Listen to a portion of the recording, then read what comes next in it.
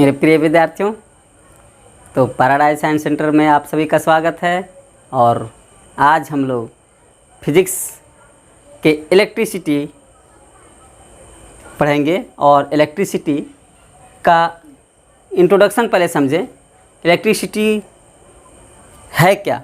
तो specially electricity में जो मूल चीज़ है वो है आवेश, वो है चार्ज। इलेक्ट्रिसिटी में मूल रूप से जो भूमिका निभाता है वो चार्ज का है। चार्ज का ही बहना विद्युत धारा कहलाता है, या कोई वस्तु में चार्ज का होना आवेशित वस्तु कहलाता है, चार्ज पिन कहलाता है, चार्ज बॉडी कहलाता है। तो चार्ज ही मुख्य रूप से है। आखिर हम लोग पहले समझते हैं चार्ज, सबसे पहले चार्ज का जो ज्ञान किया था, चार्ज या आवेश जिसको हम लोग कहते हैं, चार्ज या आवेश, ये पहले इसको जो जाना था या समझा था उस वैज्ञानिक का नाम थेल्स था। और थेल्स एक यूनानी वैज्ञानिक थे। ये आज से लगभग 2600 साल पहले, 2600 साल माने 600 ईसा पूर्व, और आज 2000 है तो 2000 जोड़ दीजिए 2600 हो जाएगा। तो इतना साल पहले इन्होंने एक देखा था कि कांच और रेशम के बीच में रगड़ा था, स्पेशली अंबर और ऊन के बीच में रगड़ घर्षण किया। फिर बाद में कांच और रेशम के चिप से रगड़ा, फिर एबोनाइट और बिल्ली के खाल से रगड़ा। तो सभी में इन्होंने देखा कि दोनों के रगड़ करने के बाद दोनों में एक प्रकार का आवेश उत्पन्न हो जा रहा है, दोनों आपस में एक दूसरे को आकर्षित करने लगते हैं। तो कई चीज़ को रगड़ कर देखा गया इन्होंने। तो विभिन्न अलग अलग पदार्थ को रगड़ करके देखने से इनको लगा कि ये दोनों वस्तु अलग अलग आवेश से आवेशित होते हैं और दोनों आकर्षित होते हैं। तो उस समय से इनको लगा कि कोई एक ऐसा पार्टिकल्स या ऐसा कोई प्रॉपर्टीज, ऐसा कोई गुण पदार्थों में होता है जो एक दूसरे को आकर्षित करता है। ठीक है, तो हम लोग थोड़ा आवेश के समझें कि आवेश क्या है। तो एक प्रकार से आवेश को कहें तो एक सिंपल वे में कहेंगे, किसी पदार्थ के अंदर ऐसा कोई गुण जिसके कारण वह किसी दूसरे पदार्थ को अपनी ओर आकर्षित कर सकता है या विकसित कर सकता है, उस विद्युतीय गुण को ही कहा जाता है आवेश, है ना। यानी पदार्थ का वह विशेष विद्युतीय गुण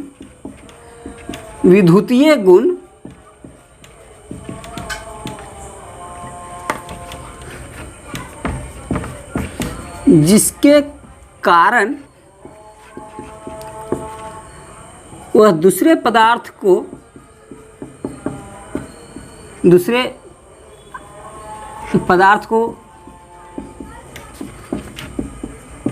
आकर्षित या विकसित करता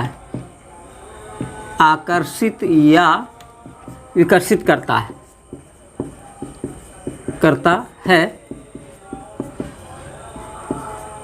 इसे आवेश कहा जाता है, इसे आवेश कहते हैं।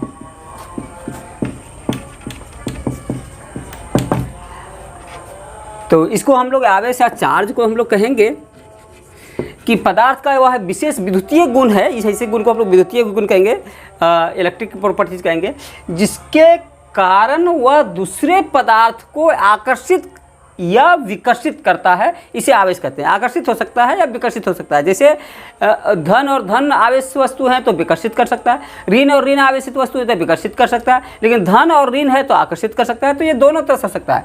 तो ये गुण है, उसके अंदर एक कोई ऐसा गुण होता है विद्युतीय गुण, जब वो रहता है तो वो आकर्षण विकर्षण करता है, जब नहीं रहता है तो वो आकर्षण विकर्षण नहीं करता है।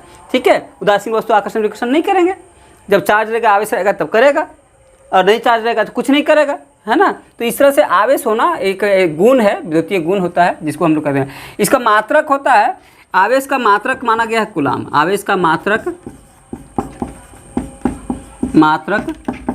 कूलाम है। ठीक है, आवेश का मात्रक कूलाम है। यह एक अदिश राशि होगा,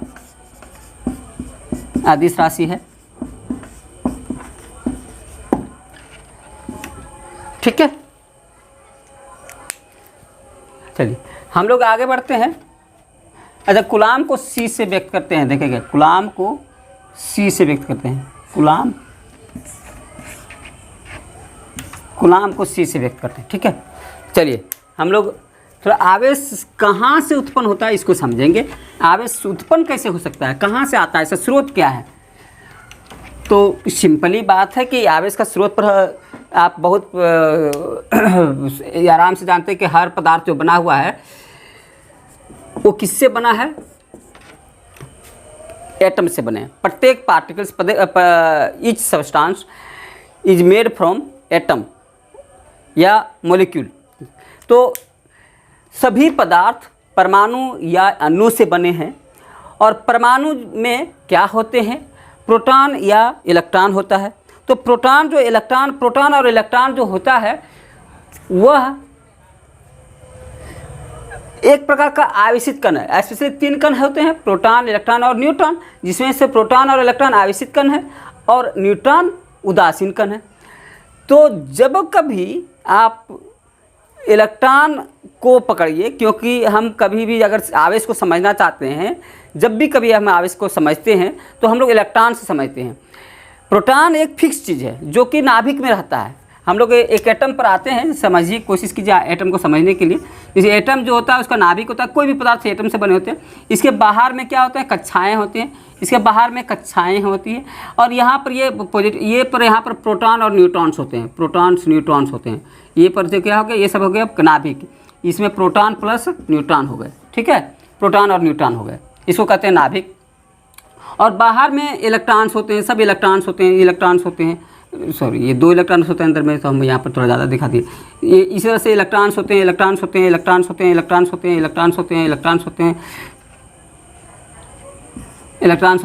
इसमें भी इलेक्ट्रॉन्स होंगे, है ना। तो इस तरह से इलेक्ट्रॉन्स होंगे, अब जितने भी इलेक्ट्रॉन्स होते हैं तो ये इस तरह से इलेक्ट्रॉन्स होते हैं। तो ये सभी इलेक्ट्रॉन्स है बाहर में, और ये फिक्स जो होता है, ना निकलता है ना घुसता है। तो प्रोटॉन जो है अंदर होता है, इलेक्ट्रॉन बाहर में होते हैं, ठीक है। अब इसमें से जो प्रोटॉन होता है वो होता है धन आवेशित चार्ज। प्रोटॉन का चार्ज कितना होता है, प्रोटॉन को P से लिखते हैं, और इसका चार्ज होता है 1.6 × 10⁻⁹ कूलम, और ये होता है धन आवेशित, प्लस लिखेंगे, इसको ध्यान रखेगा। इसका चार्ज जो है प्रोटॉन का वो है प्लस चार्ज, और जो बाहर के जो इलेक्ट्रॉन हैं उसके चार्ज होते हैं ऋणात्मक चार्ज, और वो बिल्कुल के बराबर होता है, खाली माइनस होता है, इसी के बराबर होता है। किसके बराबर, प्रोटॉन के बराबर, लेकिन क्या उल्टा होता है, उल्टा होगा, ठीक है। मतलब प्लस में है प्रोटॉन तो ये माइनस में रहेगा। अब ये प्लस और माइनस का खेल ये होता है कि जितना ही प्रोटॉन होता है उतना ही इलेक्ट्रॉन होता है, इसलिए नॉर्मल केस में जितना प्लस चार्ज उतना ही माइनस चार्ज, इसलिए हो जाता है एटम का चार्ज टोटल 0।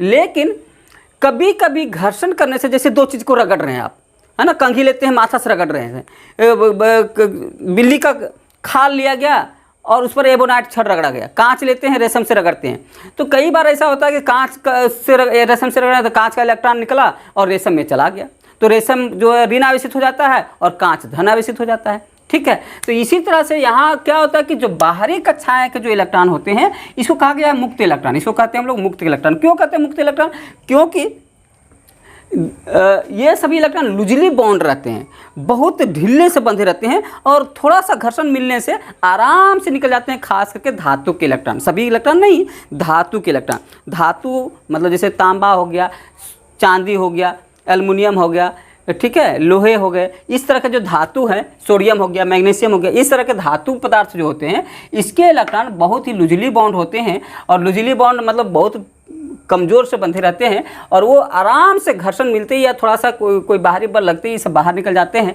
इसलिए ये इलेक्ट्रॉन कभी कभी निकल जाते हैं, और किसी किसी अधातु पदार्थ या कोई ऐसे पदार्थ होते हैं जो उसके अंदर प्रवेश भी कर जाते हैं।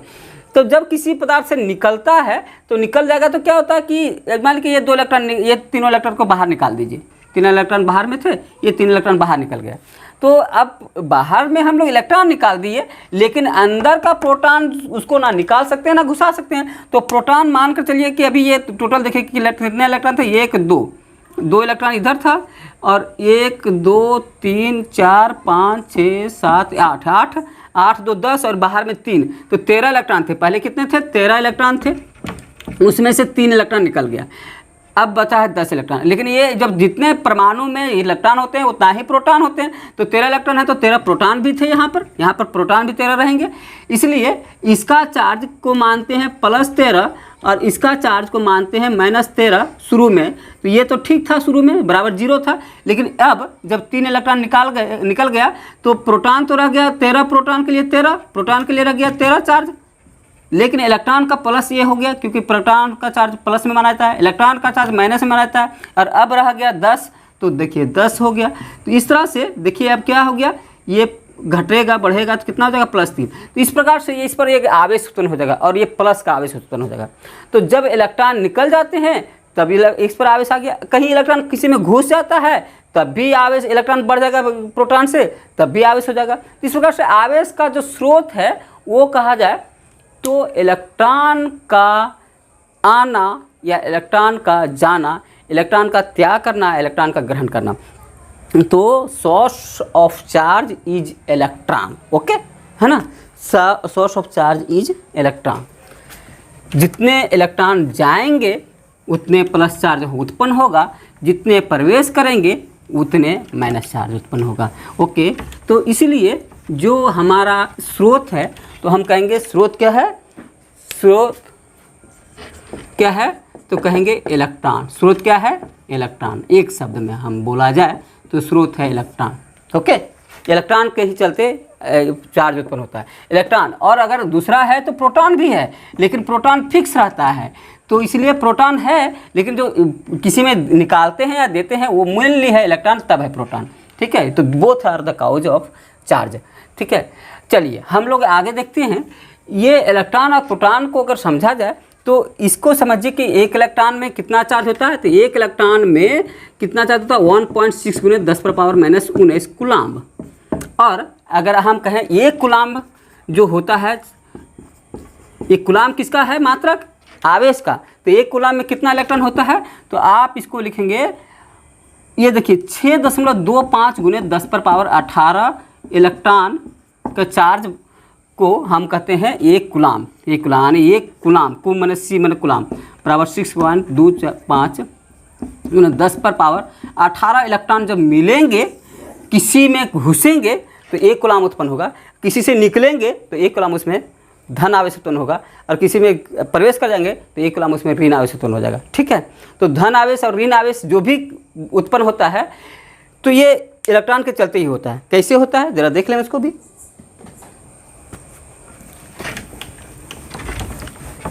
ये देखिए कैसे होता है, तो इसको ज़रा देखें। यदि आपके पास जैसे आवेश का अगर प्रकार देखा जाए तो ये 2 प्रकार का हो जाएगा। आवेश का प्रकार 2 प्रकार का होगा। एक पहला होगा धन आवेश, या इसको हम लोग कहेंगे पॉजिटिव चार्ज। धन आवेश या इसको कहा जाए पॉजिटिव चार्ज। पॉजिटिव चार्ज, तो पॉजिटिव चार्ज जो होते हैं इसमें क्या है, तो सिंपल वे में इसको कहेंगे जब इलेक्ट्रॉन की कमी हो जाना तब इस पर प्लस बढ़ जाएगा, प्रोटॉन बढ़ जाएगा, तब ये धन आवेश उत्पन्न होगा। तो इसको हम कहेंगे इलेक्ट्रॉन का त्याग। इलेक्ट्रॉन के त्याग से धन आवेश उत्पन्न होता है, ठीक है, उत्पन्न होता है। बस इतना ही याद रखेंगे। जैसे कि अभी हम लोग देख रहे थे उसमें धन आवेश उत्पन्न हुआ था तो इलेक्ट्रॉन बाहर निकल गया था। और एक 2 तरह का आवेश का प्रकार हो सकता है, और दूसरा हो सकता है एक ऋण आवेश, जिसको कहेंगे नेगेटिव चार्ज। ऋण आवेश, इसको कहेंगे नेगेटिव चार्ज, ठीक है। तो ये नेगेटिव चार्ज जो होगा इसको हम कहेंगे इलेक्ट्रॉन का ग्रहण करने से। इलेक्ट्रॉन जब आता है किसी के अंदर भरता है या ज़्यादा घुसता है तो इलेक्ट्रॉन जितना इंटर करेगा, जितना ग्रहण करेगा, जितना प्रवेश करेगा, तो इलेक्ट्रॉन के ग्रहण से ऋण आवेश, ओके, ऋण आवेश होगा। जितना इलेक्ट्रॉन ग्रहण होगा उतना ऋण आवेश उत्पन्न होगा। तो धन आवेश और ऋण आवेश, पॉजिटिव चार्ज और नेगेटिव चार्ज। यानी चार्ज को हम लोग 2 भाग में बांट रहे हैं, एक को कहते हैं धन आवेश, एक को कहते हैं ऋण आवेश, ओके। अब हम लोग इसको ख़त्म करके सीधा आते हैं आवेश का जो नियम था उस पर। तो आवेश का नियम जो दिया था वो हमारे दिए हैं कूलम्ब ने। आवेश का नियम को देने वाले व्यक्ति हैं कूलम्ब, ओके। तो कूलम्ब का नियम जो सबसे पहले प्रमुख रूप से देखा था, ये कूलम्ब का नियम हम समझते हैं। कूलम्ब साहब ने दिया था ये कूलाम का नियम, law of coulomb, coulombs law कहते हैं इसको, कूलाम्स लॉ। ओके, तो कूलाम्स लॉ जो है ये एक बहुत ही महत्वपूर्ण नियम है आवेश से संबंधित। ये हम लोग एक दो तरह से पहले समझे इसको कि एक चीज़ है आवेश आएगा या जाएगा, इसके लिए इसका पहले सिस्टम समझा जाए। जैसे दो वस्तु होते हैं, ये दोनों स्थिर है, इसको स्थिर विद्युत आवेश कहते हैं, जो स्थिर है उसको हम कहेंगे स्थिर है। ये पिंड भी एक स्थिर है, दो पिंड हम यहाँ एक और पिंड ले लेते हैं, ठीक है, ये दो पिंड है, तीन पिंड है। अब ये देखिए जोड़ी में है, एक का मान चलते हैं इस पर प्लस आवेश है, पॉजिटिव चार्ज है, इस पर भी पॉजिटिव चार्ज है, जो भी हो 5 कूलाम हो 10 कूलाम हो उससे हमको मतलब नहीं है, कुछ भी है, इसको Q1 हो Q2 हो, ठीक है, कोई चार्ज है, इस पर भी एक Q1 Q2 चार्ज होगा। ये भी एक मान के तो ये माइनस माइनस चार्ज है, नेगेटिव चार्ज है, ये भी नेगेटिव चार्ज है। और एक कहते हैं यहाँ पर पॉजिटिव चार्ज है, और एक कहते हैं यहाँ नेगेटिव चार्ज है, ठीक है। तो ये प्लस चार्ज है, ये माइनस चार्ज है, ये माइनस चार्ज है, ये माइनस चार्ज है, ये प्लस चार्ज है, ये प्लस चार्ज है, दोनों को सामने लाएंगे तो क्या होता है, ये एक बल जब समान आवेश रहता है तो एक दूसरे के विपरीत बल लगाते हैं, ये इधर धक्का मारेगा इसको और ये इधर धक्का मारेगा इसको, इसलिए दोनों एक F1 बल से ये इधर भागेगा तो F2 बल से इधर भागेगा, F1 बल और F2 बल दोनों बराबर होगा, जितना बल इधर भागने का होगा उतना ही बल उधर भागने का होगा, ठीक है, क्योंकि ये रिपल्सन फोर्स लगेगा। समान आवेश इसी तरह से यहाँ भी है माइनस चार्ज और यहाँ भी माइनस चार्ज, यहाँ भी वही बल लगेगा, ये दोनों समान है, ये प्लस प्लस है तो भी एक दूसरे को विकर्षित करेगा, ये माइनस माइनस है तो भी एक दूसरे को विकर्षित करेगा।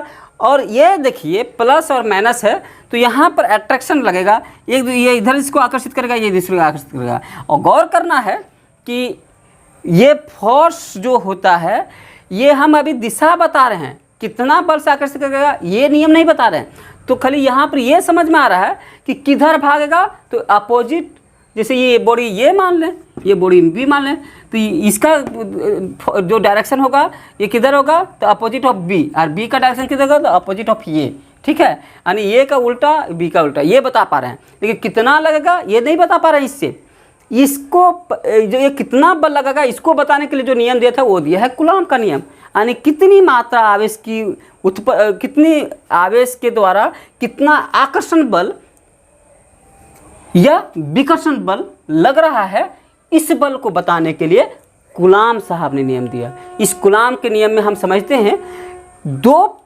आवेशित पिंड एक दूसरे पर कितना आकर्षण बल या कितना विकर्षण बल लगाता है।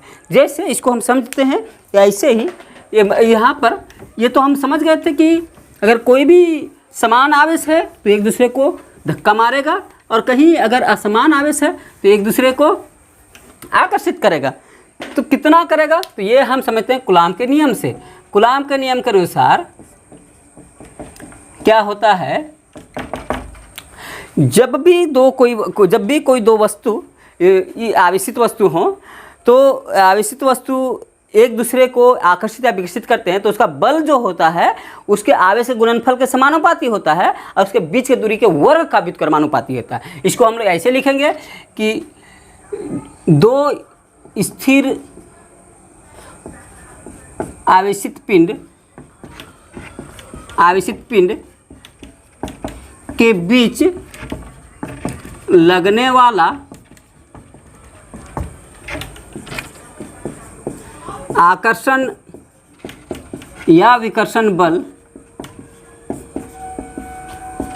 इसके आवेश के गुणनफल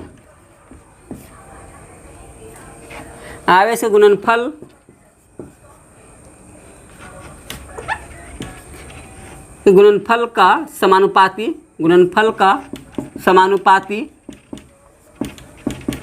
तथा इसके बीच की दूरी का व्युत्क्रमानुपाती, दूरी का वर्ग का व्युत्क्रमानुपाती होता है, वर्ग का व्युत्क्रमानुपाती होता है।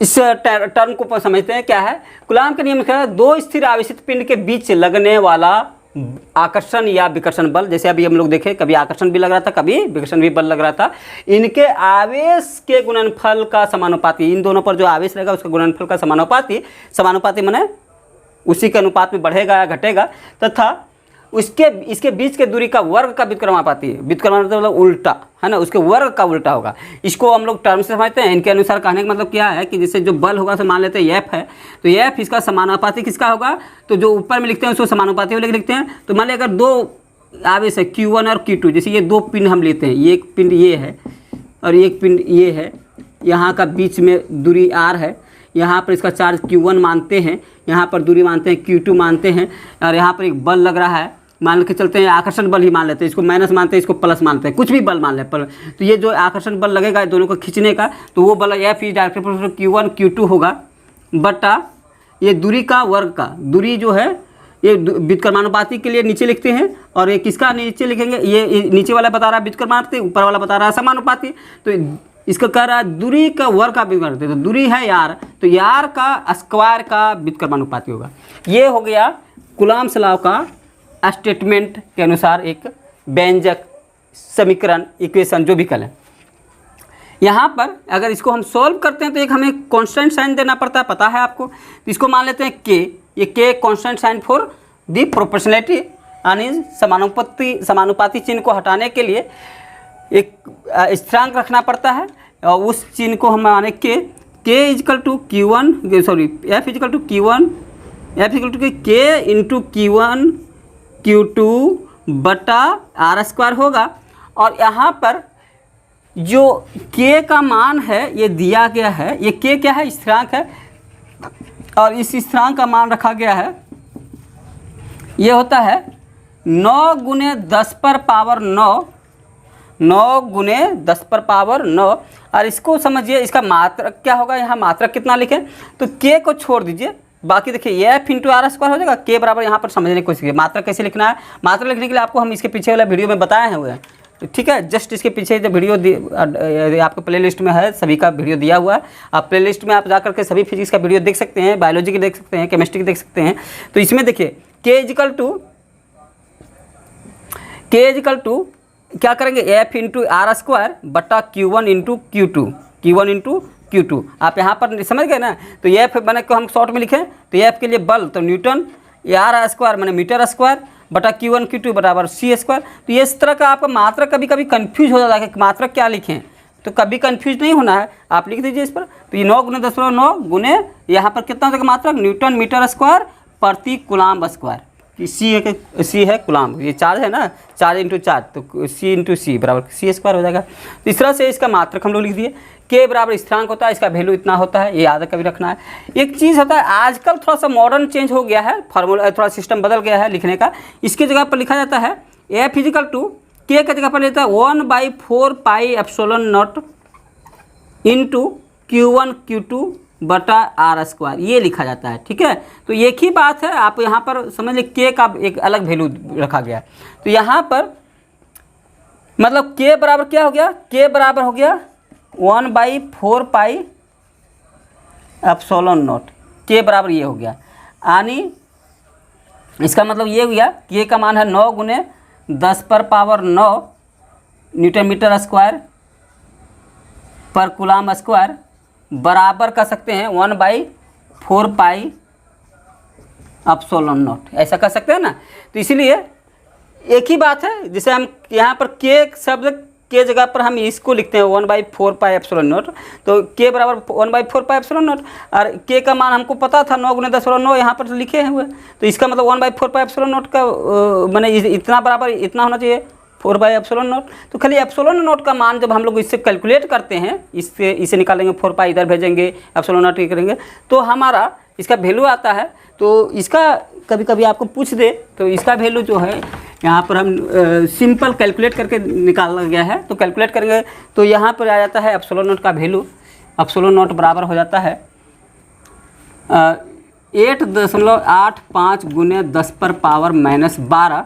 और इसमें देखिए मात्रक, इसको ऐसे ही आप करेंगे तो यहाँ समझिए ये नीचे ये ऊपर है तो ये उलट जाएगा, इधर लाएंगे तो सब उलट जाएगा, इसलिए बराबर करें मात्रक में आ जाएगा कूलॉम्ब स्क्वायर, ऊपर चला जाएगा, इसका न्यूटन मीटर स्क्वायर कूलॉम्ब है, इसका कूलॉम्ब स्क्वायर बट्टा न्यूटन मीटर स्क्वायर हो जाएगा। ये हो जाएगा मात्रक। ठीक है, तो ये एक फार्मूला है, ये भी आप कभी आपको पूछा जा सकता है प्रश्न में, इसी डायरेक्ट आता है। के का मान भी आ सकता है, के का मान भी याद रख सकते हैं, ये ज़्यादा याद रखने की ज़रूरत है।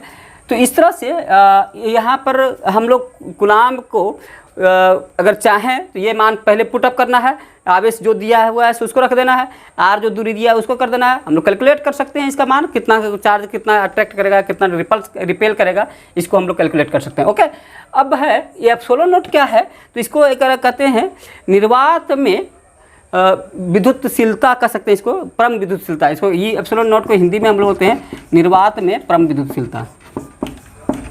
परम विद्युतशीलता मतलब कि ये निर्वात में इतना विद्युतशीलता रहेगा, विद्युत का प्रवाह होने का गुण रहता है, यानी परमिटिविटी रहता है उतना, एक मिनिमम परमिटिविटी है इतना, ये हमेशा निर्वात में भी रहता है। अब अलग अलग पदार्थों में अलग अलग परमिटिविटी होती है, तो ये निर्वात की परमिटिविटी दिया गया है। ओके, चलिए ठीक है। अगर दो वस्तु आवेशित पिंड है, दो आवेशित पिंड है, तो हम लोग एक तार जोड़ देते हैं। जैसे इसमें कुछ है plus charge plus charge plus charge, एक कुछ है इसमें कुछ minus charge minus charge minus charge होता है, इसमें एक तार जोड़ देते हैं तांबे का, तो क्या होता है करंट बहने लगता है। आप जैसे देखते हैं ना बैटरी होती है, एक प्लस से माइनस लगा देते हैं, दो बैटरी, तो क्या होता है धारा बहने लगता है। और इसमें क्या कहते हैं हम लोग कि जो धारा प्रवाह होता है, ये 10 इलेक्ट्रॉन इधर से आ रहा है इधर, लेकिन हम लोग धारा का दिशा मानते हैं इधर से इधर, ये धारा का दिशा उल्टा माना जाता है, +2 माइनस, है ना। तो ये है कि जो बहता है वो इलेक्ट्रॉन बहेंगे इधर से, यानी -2 प्लस जाएंगे, ये माइनस वाला पार्टिकल है, नेगेटिव चार्ज बॉडी है, ये पॉजिटिव चार्ज बॉडी है। और negative charge body to positive charge body electron आते हैं, लेकिन डायरेक्शन ऑफ करंट या विद्युत धारा की दिशा हम लोग हमेशा पॉजिटिव टू नेगेटिव मानते हैं, यानी प्रोटॉन की गति में मानते हैं। ठीक है, तो वो अभी हम बताना ये चाह रहे हैं कि ये जो जैसे ही जोड़ते हैं उसके बाद धारा बहने लगता है, लेकिन क्या सभी तार को जोड़ने से ऐसा नहीं होता है। तो जिससे धारा बहती है उसको कहा जाता है सुचालक। जिस तार को जोड़ देने से धारा बहने लगती है उसको कहते हैं सुचालक, लेकिन रबर जोड़ देने तो धारा नहीं बहती है, उसको कहा जाता है कुचालक। और कुछ पदार्थ ऐसे होते हैं ना तो सुचालक होता है ना ही कुचालक होता है। तो इस सबके आधार पर हम लोग पदार्थों को भी अलग अलग भाग में बांट दिए हैं, और इसको कहते हैं 3 तरह के पदार्थ, वो भी समझ लें। तो सिंपली एक को पदार्थ को कहते हैं सुचालक पदार्थ। तो पदार्थ में होता है सुचालक, किसको कहेंगे सुचालक पदार्थ, किसको कहेंगे सुचालक पदार्थ। इसको कहते हैं कंडक्टर, मतलब जिसमें इलेक्ट्रॉन, वह पदार्थ जिसके थ्रू से करंट बहता है, आवेश बहेगा, उसको हम कहेंगे सुचालक, इसको कहते हैं कंडक्टर। ओके, तो कंडक्टर जिस पदार्थ के माध्यम से विद्युत धारा सरलता से प्रवाहित होता है, सरलता से प्रवाहित होता है, प्रवाहित होता है, बस प्रवाहित होता है, उसे सुचालक कहेंगे। एग्जाम्पल में देखिए धातु, धातु जैसे कौन हो गए सिल्वर चांदी, कॉपर तांबा, एल्युमिनियम, ठीक है, लोहा, सोडियम, मैग्नीशियम, ये सभी पदार्थ हैं जितने धातु हैं। इसमें याद रखना है, ये हम जो कर्म लिखे हैं सबसे सुपर, जो सबसे अच्छा धातु है सुचालक, सबसे अच्छा सुचालक माना गया है, अच्छा सुचालक माना गया है किसको, चांदी को। उसके बाद फर्स्ट कर्म में सबसे बढ़िया, उसके बाद कॉपर, उसके बाद एल्युमिनियम। ओके, ये 3 कर्म है, याद रखने की ज़रूरत है। सबसे अच्छा सुचालक चांदी है, उससे कम थोड़ा कॉपर है, उससे कम थोड़ा एल्युमिनियम है ना। तो जिस पदार्थ के माध्यम से विद्युत धारा या विद्युत धारा, यहाँ शब्द डाल दीजिए, विद्युत धारा सरलता से प्रवाहित होता है, उसको हम लोग कहेंगे कंडक्टर, उसको कहेंगे सुचालक। और इसमें सबसे बेस्ट है धातु।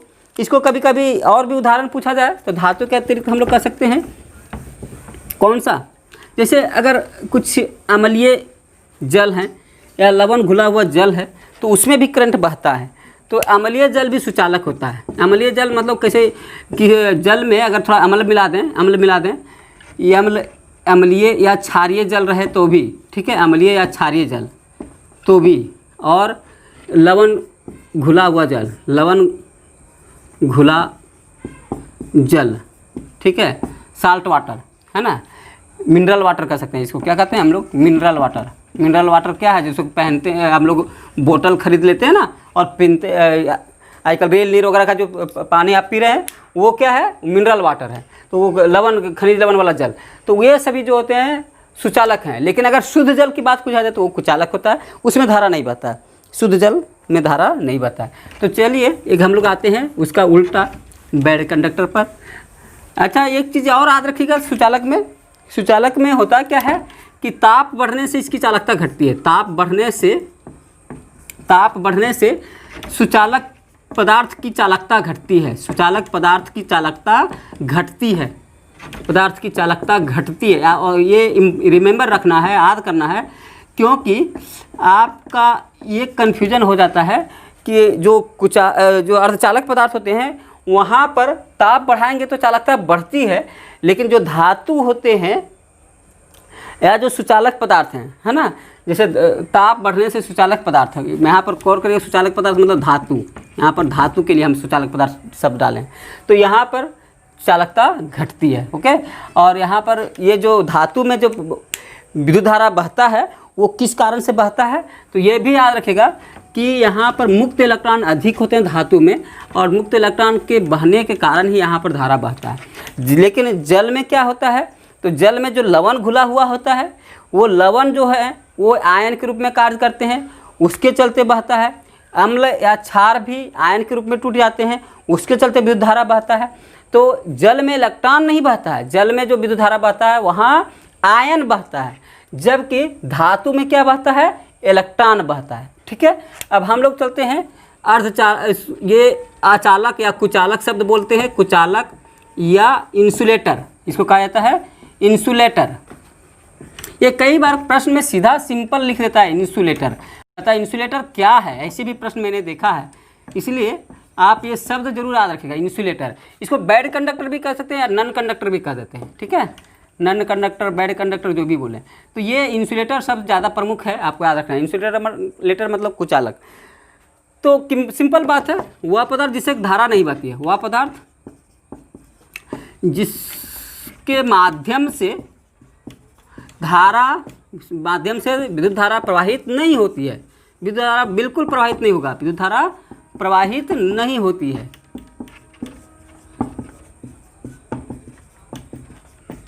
नहीं होती है। ठीक है, जब विद्युत धारा नहीं प्रवाहित होती है इसलिए इसको कहेंगे कुचालक, चलेगा नहीं, है ना। अब इसमें बेटर एग्जाम्पल होगा आपका अधातु,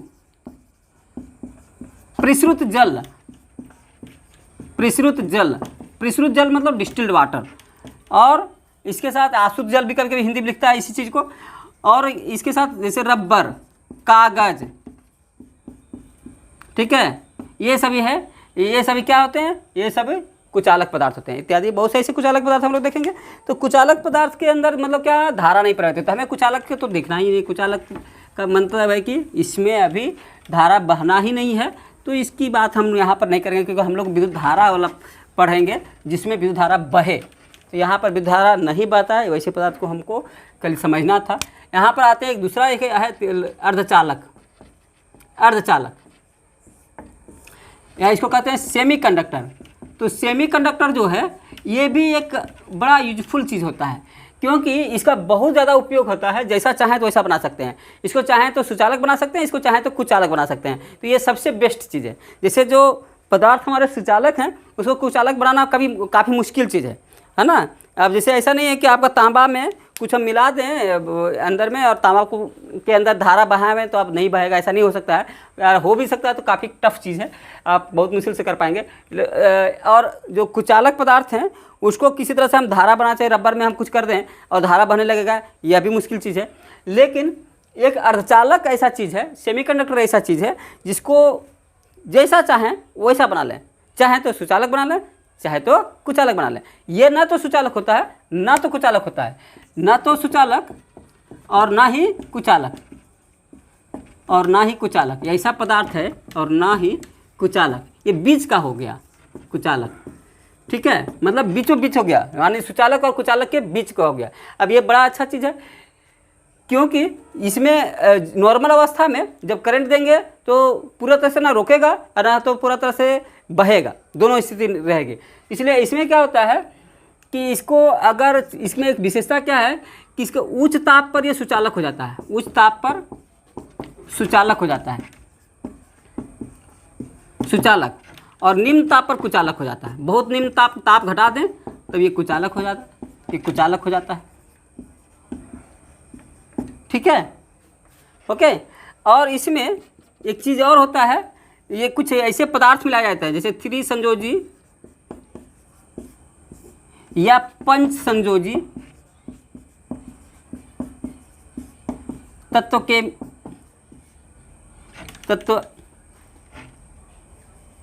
जैसे अशुद्धि को मिलाकर इसे सुचालक बना दिया जाता है। अशुद्धि मिलाकर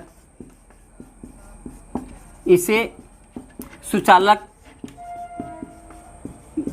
में बदला जा सकता है, एक इसमें यह भी चीज़ होता है कि त्रिसंयोजी या पंचसंयोजी तत्व जैसे अशुद्धि मिलाकर इसे सुचालक में बदला जा सकता है। तो कभी कभी जैसे क्या होता है, जैसे इसमें जैसे सिलिकॉन है अच्छा, ये अर्धचालक का एग्जाम्पल अगर देखें तो इसमें आता है सिलिकॉन, आता है जर्मेनियम, आता है जर्मेनियम, इसके बाद आर्सेनिक आता है, आर्सेनिक है, ये एस लिखते हैं। इसी तरह से सेलेनियम होता है। ये सभी कुछ ऐसे पदार्थ हैं, ठीक है। तो ये सभी कुछ ऐसे पदार्थ हैं जिसमें सबसे प्रमुख आता है सिलिकॉन, जर्मेनियम, आर्सेनिक। ये काफ़ी अच्छे पदार्थ होते हैं, अच्छे अर्धचालक होते हैं। इसका ज़्यादा उपयोग किया जाता है तीन का, इसलिए याद रखना है। तो सिलिकॉन में जैसे देखिएगा, सिलिकॉन का अगर 14 होता है देखा जाए तो सिलिकॉन जो होता है इसका गौर करिए तो हमारे इसमें देखिए 2, 8, 4, इसमें 4 होता है बाहर में, ठीक है। अब इस 4 में अगर हम त्रिसंयोजी मिला देते हैं तो त्रिसंयोजी मतलब 3 संयोजी डाला तो 7 हो जाता है, तो भी एक इलेक्ट्रॉन कम हो जाता है। तो ये लेना चाहता है और इलेक्ट्रॉन डिफिशिएंट कहते हैं इसको। और कभी कभी ये एक इलेक्ट्रॉन जैसे अगर 5 वाला मिला देते हैं तो 9 हो जाता है टोटल बाहर वाला। तो ये चीज़ अभी आपको हम थोड़ा इसको यहाँ समझाने के स्थिति में नहीं है, क्योंकि ये थोड़ा चैप्टर सेमीकंडक्टर से है, अर्धचालक से है। तो अर्धचालक का एक अलग से वीडियो बना देंगे और सेमीकंडक्टर का, वहाँ पर हम आपको ये बता देंगे कि जैसे p type conductor, n type semiconductor, p type semiconductor है ना, p n junction, n p n junction. तो वहाँ पर ये हम समझेंगे कि पी टाइप क्या है, एन टाइप क्या है। तो वही चीज़ होता है, जब हम लोग त्रिसंयोजी मिलाते हैं तो पी टाइप हो जाता है, जब हम लोग पंच संयोजी मिलाते हैं तो एन टाइप हो जाता है। तो ये एक चीज़ अभी आपको इतना ही समझना है कि कुछ अशुद्धि मिलाते हैं। क्या मिलाते हैं? कुछ अशुद्धि मिलाते हैं, और अशुद्धि मिलाने से अर्धचालक भी सुचालक में बदल जाता है। एक तो ये उपाय है। अगर अशुद्धि नहीं मिलाएं तो 2 उपाय है। एक तो एक दूसरा उपाय है उच्च ताप, इसको खूब गर्म कर दीजिए तो भी ये अर्धचालक पदार्थ सुचालक में बदल जाता है।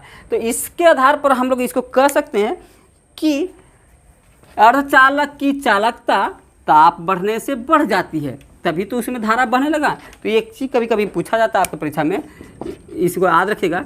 अर्धचालक की चालकता ताप बढ़ने से बढ़ती है। ओके, ये पूछा जाता है, बढ़ने से बढ़ती है। जबकि अभी हम बताए थे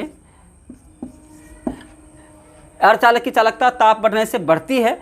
यहीं एक इसका उल्टा हम पढ़े थे धातु में जो था, जो चालक था, तो चालक की चालकता ताप बढ़ने से वहाँ घटती है। वहाँ पर बोले थे धातुओं में घटती है, ये है जो अर्धचालक है उसमें बढ़ती है। जितना गर्म करेंगे उसमें चालकता इतनी बढ़ जाएगी, मतलब उतना तेजी से धारा बहेगा। चालकता मतलब धारा बहने का दर, विद्युत धारा बहने का दर को कहते हैं चालकता। ओके, जितना तेज बहेगा धारा उसका कहेंगे चालकता उतना अधिक है, और जितना कम बहेगा उसको चालकता कहेंगे कम है। हम लोग आवेश को समझे, आवेश के प्रकार को समझे, आवेश का जो नियम है कूलाम का नियम, काफ़ी प्रमुख नियम, उसको समझे, और पदार्थों को प्रकार को समझे हैं। आगे हम लोग विभव, ओम का नियम को नेक्स्ट क्लास में समझेंगे। और क्लास अच्छा लगा हो तो आप इसको लाइक सब्सक्राइब करिए, अपने मित्रों को दीजिए, सभी मित्रों को भेजिए ताकि उनको भी अच्छी शिक्षा मिल सके। अगर कुछ आपको दिक्कत बुझाता है, कहीं कष्ट है, कहीं परेशानी है, कुछ भी महसूस आपको कुछ भी लगता है तो आप कमेंट में डालिए, हम कमेंट के आधार पर कोशिश करेंगे आपकी समस्या को समाप्त किया जा सके। थैंक यू, धन्यवाद आप लोग को।